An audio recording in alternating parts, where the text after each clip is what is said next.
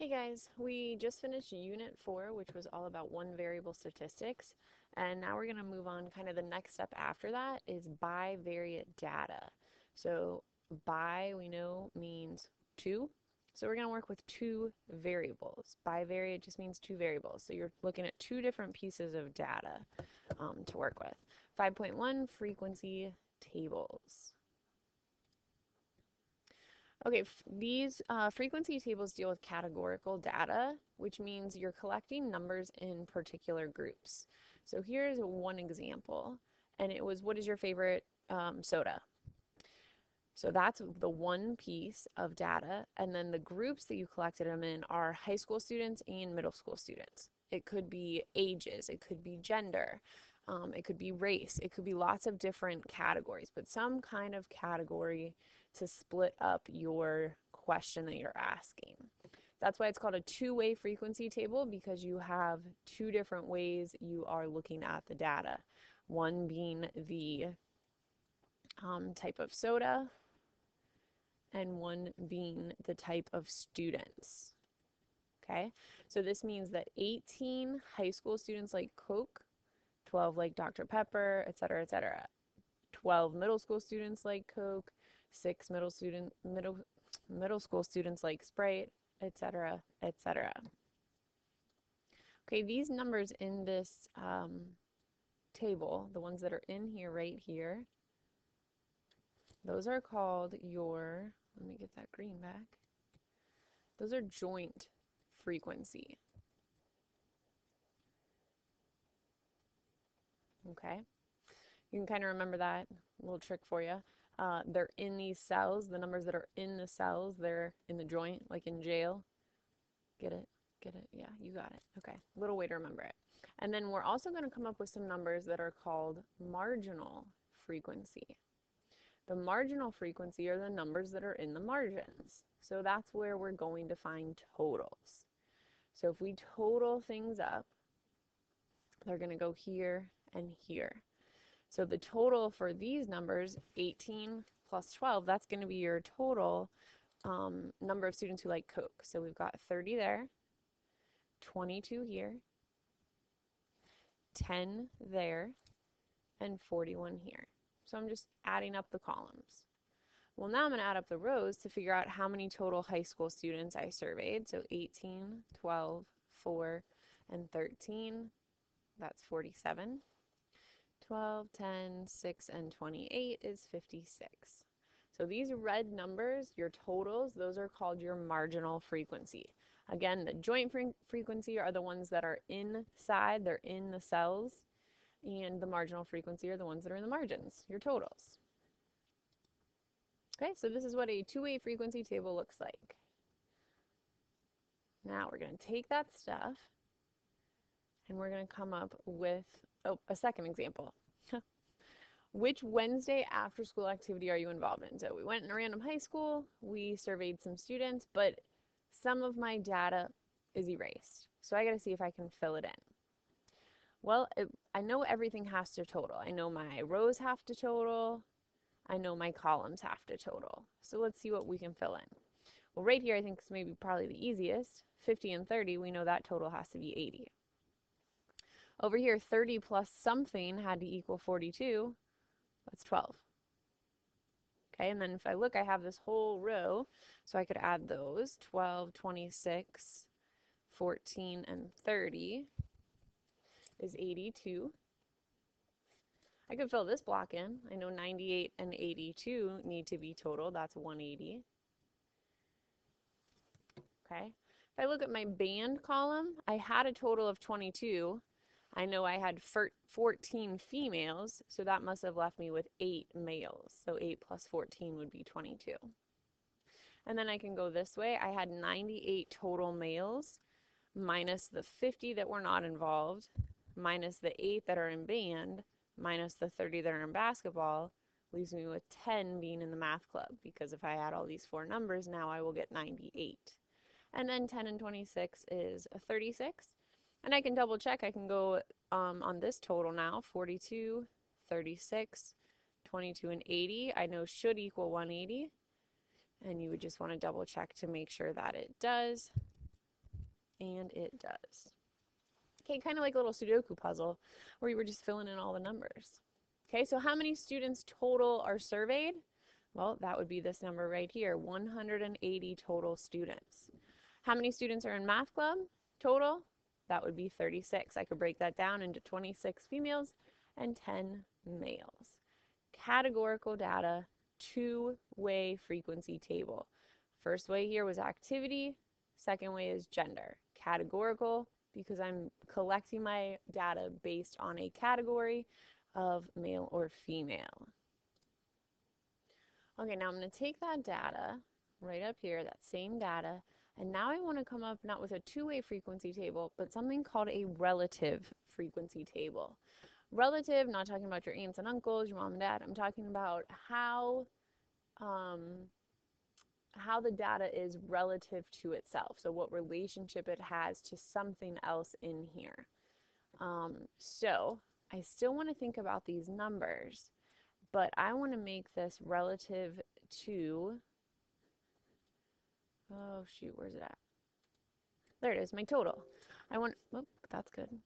I want to make it relative to how many total I have. Okay, there's my total 180.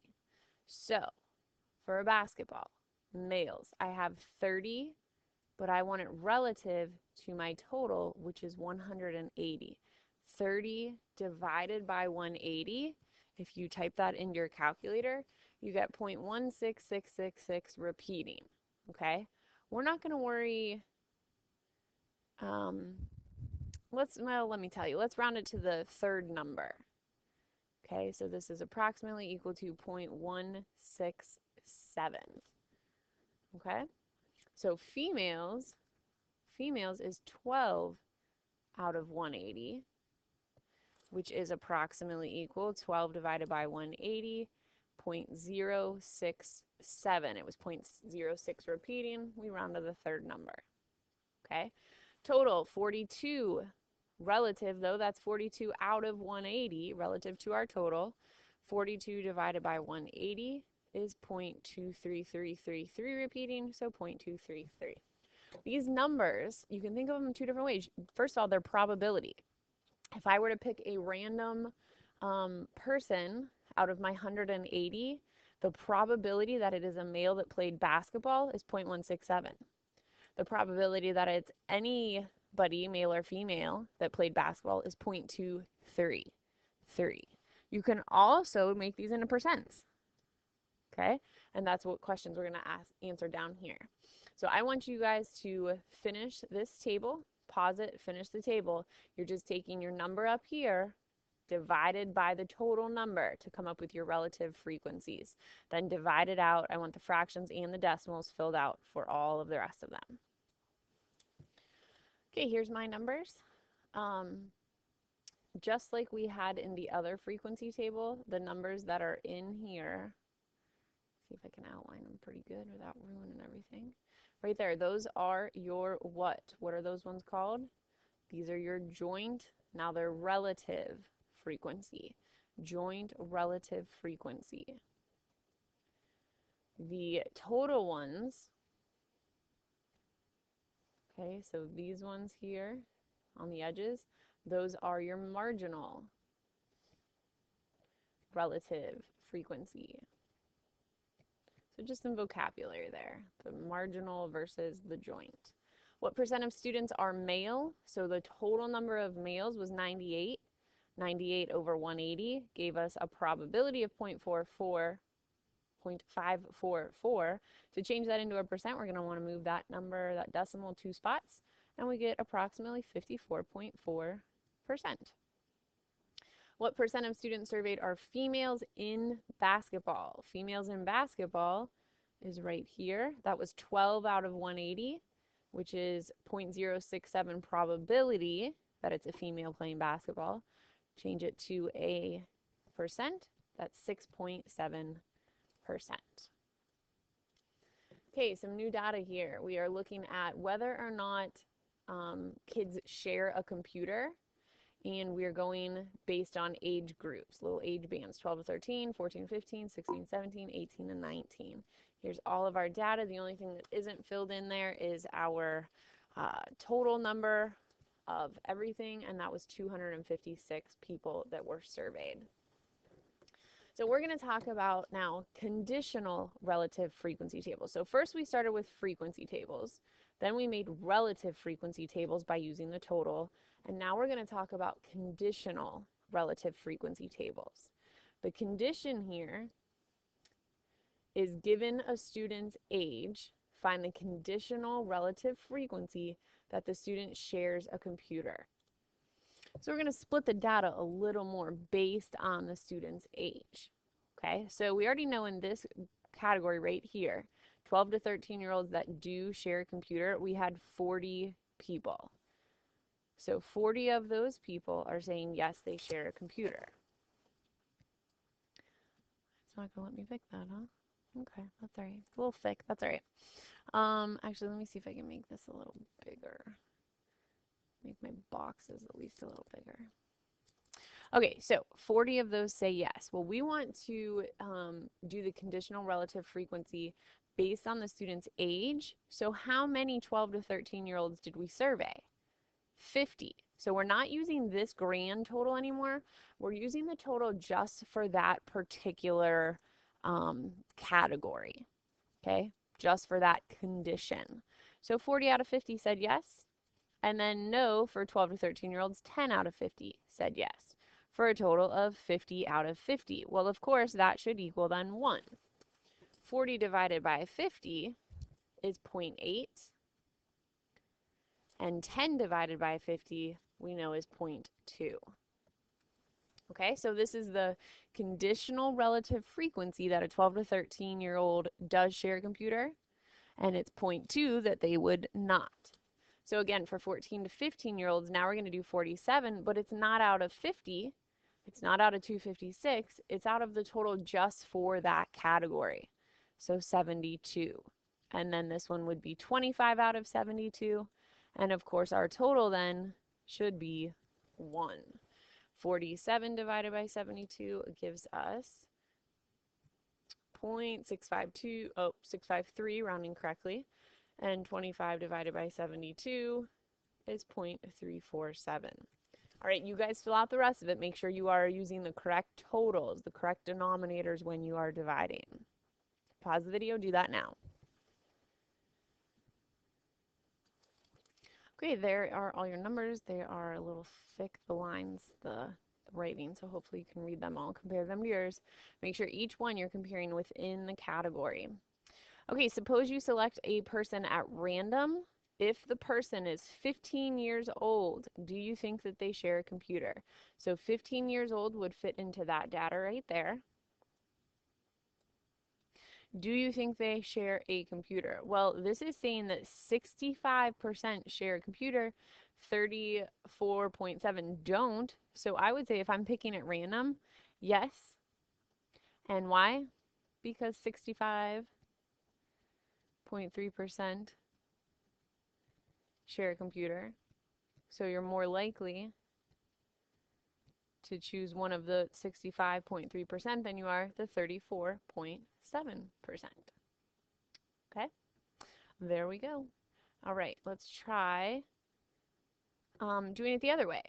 So we're still working with conditional relative frequency.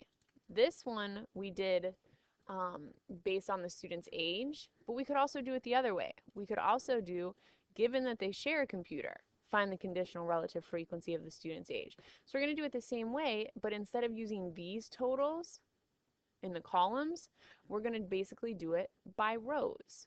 Okay, so this first block we know is 40, but this time we're not taking it out of 50. We're not looking at the age. We're looking at the fact that that's a yes. So 40 out of 151. 10 out of 151. 50 out of 151, etc. Pause the video, you guys. I want you to find all of these numbers.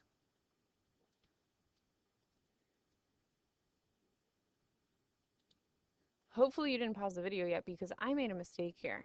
So please erase that and let's start over. I sincerely apologize if you already did this. However, I did it wrong. So please pause the video and let's restart.